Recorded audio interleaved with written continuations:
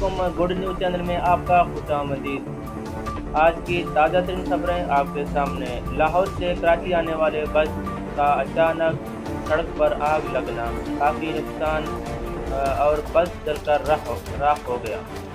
لاہور میں motor cycle چور نے ایک عورت کا موبائل چوری کرنے میں کامیاب۔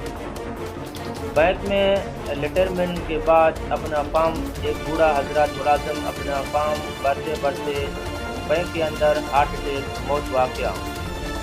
امریکہ اور ایران دونوں مذاکرات کے لیے رضامند، پاکستان آنے کے لیے خوش آمدید۔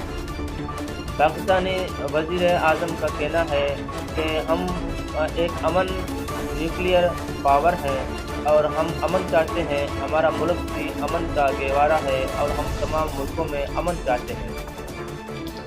طیبہ شریف سعودی عرب میں عمرہ کی سعادت حاصل کی۔ سعودی عرب میں اللہ کے گھر کے اندر نکل پڑ کے ملک کے لو بابت کے لیے اور ملک کی ترقیاتی کے لیے دعا۔ پاکستان میں ملک بھر ڈیزل اور پیٹرول کی قیمتوں میں کافی کمی، 134 روپیہ ڈیزل کی قیمت سے نوٹیفیکیشن جاری۔ پاکستان میں انڈس ہاسپٹل اور بھی بہت سارے بڑے ہاسپٹل میں آن لائن ٹوکن لینے میں عوام کی سہولت۔ پاکستانی ہر شہری اپنے مریضوں کے لیے آن لائن ٹوکن خرید سکتا ہے۔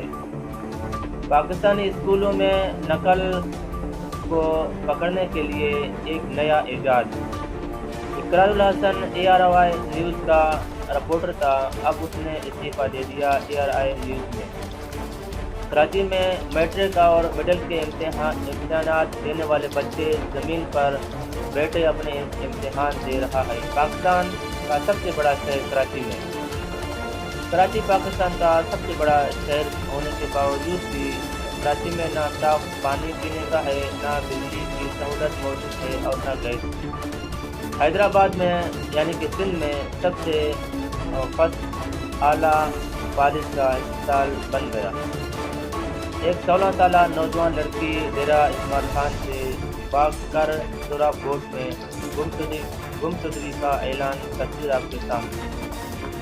لڑکی کا نام زویا بتا رہا ہے۔ میرے ویڈیو کو زیادہ سے زیادہ شیئر کریں اس نیوز کو، تاکہ اس کی فیملی تک اس کا تصویر ویڈیو چلا جائے اور وہ اپنے لڑکی کو ڈھونڈنے میں کامیاب ہوں۔ ڈسٹرکٹ ہب میں لیڈا نظر چنوگی میں ترقیاتی کاموں کا تصویر آپ کے سامنے۔ شکریہ، اپنا خیال رکھیں، اللہ حافظ۔